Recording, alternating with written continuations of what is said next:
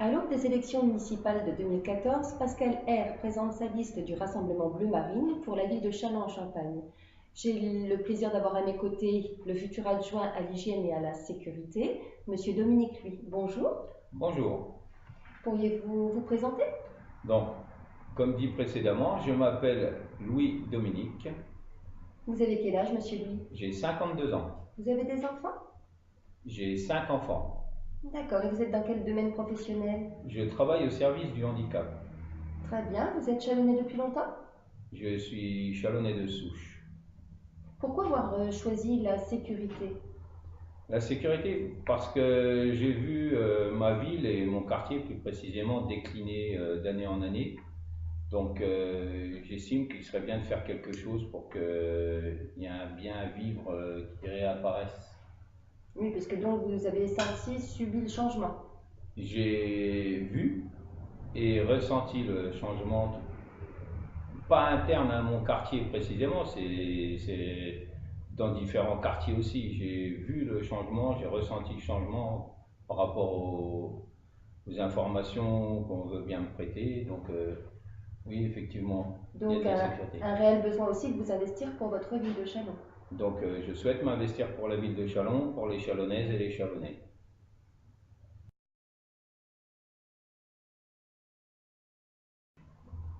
Suite à l'augmentation de la délinquance sur le plan national, quelles sont vos observations sur le climat d'insécurité qui règne à Châlons-en-Champagne? À Châlons-en-Champagne, c'est comme au niveau national, l'insécurité augmente aussi. Il n'y aurait pas de raison qu'elle n'augmente pas d'ailleurs. Je ne vois pas pourquoi ce serait à Châlons mieux qu'ailleurs. C'est pareil qu'ailleurs. Les commerçants le remarquent eux-mêmes, les gens le remarquent eux-mêmes, l'incivilité dans les bus, les agressions verbales, les agressions physiques, les agressions des biens et des personnes. C'est comme partout, ça augmente, donc il faut faire quelque chose. Châlons n'est pas épargné par cette délinquance, bien au contraire. Pas du tout. Elle est comme partout. C'est en augmentation.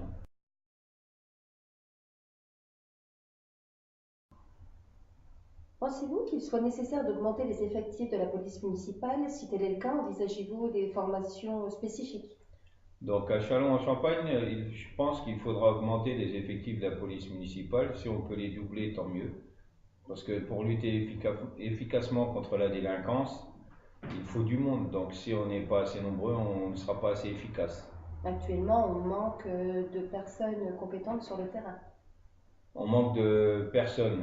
Après, la compétence vient avec les formations. On peut former les gens à améliorer leurs compétences et ceux qui n'en ont pas à en acquérir. Donc les formations serviront essentiellement à ça. Ce seront des formations internes? Des formations internes et puis après voir les formations disponibles aussi pour les formations à l'autodéfense, les formations psychologiques pour accompagner les gens lors d'interventions en cas de tapage nocturne ou en cas de conflit, de choses comme ça, pour faire descendre la pression et puis pouvoir régler les situations sans être obligé de verbaliser.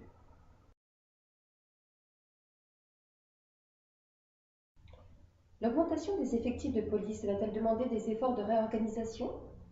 Alors des efforts, oui, plus ou moins, mais de la réorganisation sûrement. Il va falloir rééquilibrer tout ça et pouvoir mettre les personnels au bon moment, au bon endroit, quand il y en a besoin. Donc pouvoir utiliser les compétences de tout à chacun en les mettant par exemple pour les brigades nocturnes, pour la brigade cynophile, pour les patrouilles de jour comme de nuit, pour le contact avec les gens. Donc vous pensez avoir un service de police municipale la nuit également?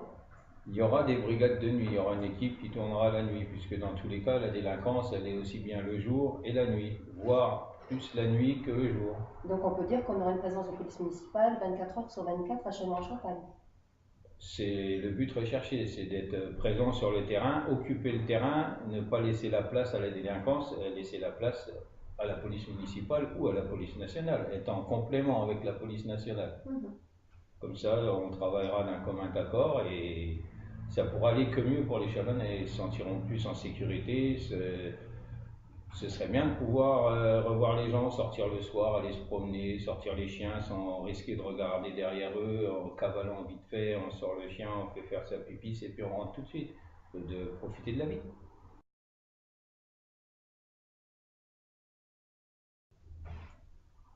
L'armement des policiers est envisagé dans les propositions d'autres candidats. Êtes-vous favorable et quels sont vos arguments, monsieur Lui? Donc l'armement des policiers, je suis favorable, mais dans des proportions, on va dire, moindres, pour des armes létales par exemple.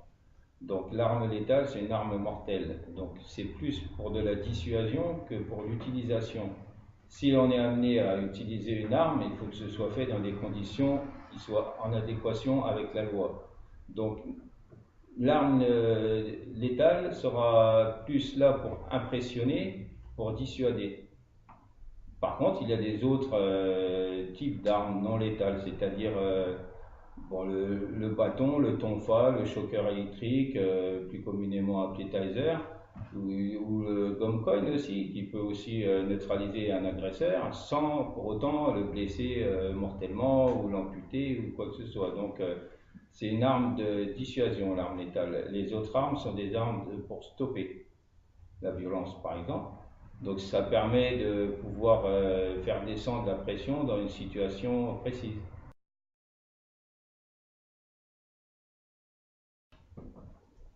Que pensez-vous de l'équipement de vidéosurveillance de Châlons-en-Champagne? Comment mesurez-vous son efficacité? Donc l'équipement vidéo de Châlons-en-Champagne, c'est une très bonne idée, mais il faudrait qu'il y ait quelqu'un derrière les caméras. Vous voulez préciser qu'actuellement, on a une vidéosurveillance sans personne derrière la caméra?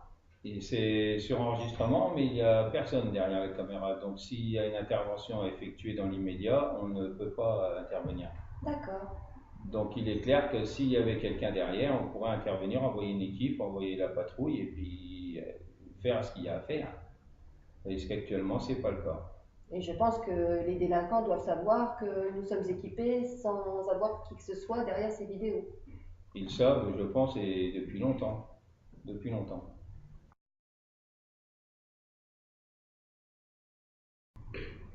Les commerçants de Châlons-en-Champagne se plaignent d'insécurité grandissante et d'incivilité constante. Quelles mesures efficaces pouvez-vous leur proposer? Donc, comme je vous le disais précédemment, on créerait des patrouilles pour tourner dans les centres commerciaux, même dans les petits magasins, dans les rues principales, dans les rues adjacentes, faire un circuit de visite des commerçants, déjà pour prendre des nouvelles et puis pour se tenir informé de ce qui se passe dans la rue. Et puis pour pouvoir assurer leur sécurité, la présence d'un policier fait toujours réfléchir à un agresseur pas tenté, on va dire.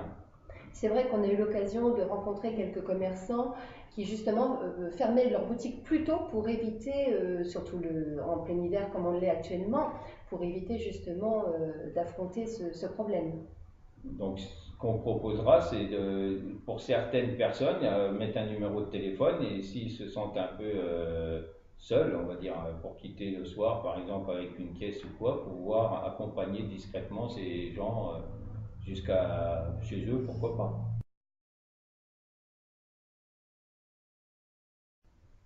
Dans le cadre de vos fonctions d'adjoint à l'hygiène et à la sécurité, si toutefois vous êtes élu, monsieur Lui, il advient de considérer ces termes au regard des écoles et de leur proximité. Que comptez-vous faire? Donc nous effectuerons un audit dans toutes les écoles de Châlons pour connaître leurs besoins.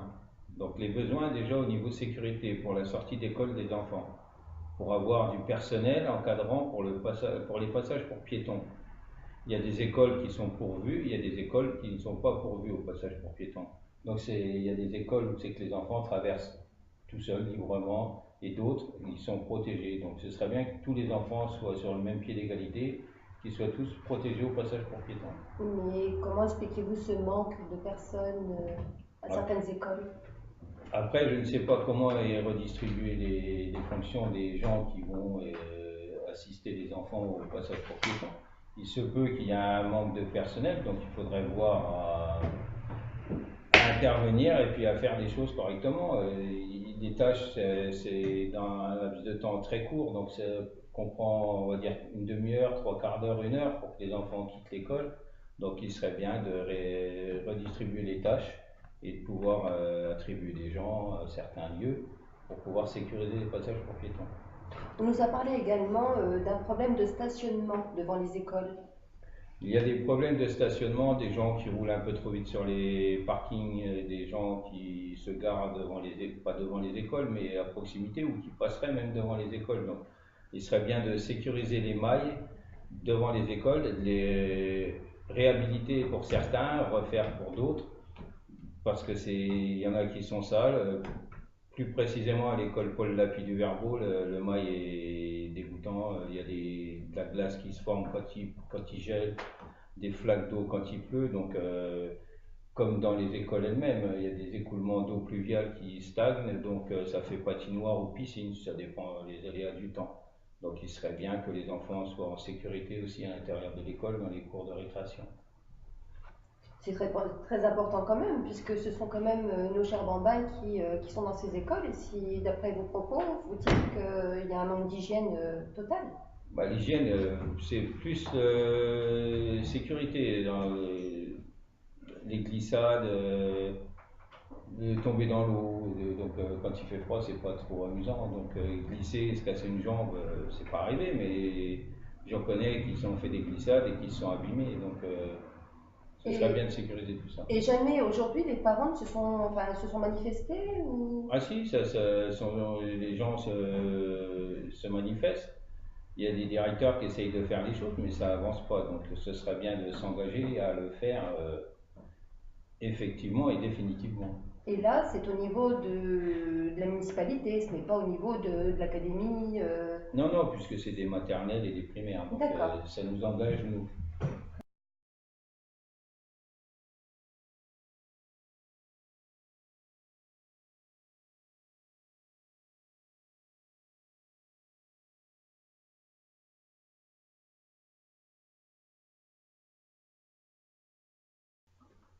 Eh bien, merci beaucoup, Monsieur Lee, pour toutes ces précisions. Merci à vous. Merci, à bientôt. Au revoir, à bientôt dans les urnes.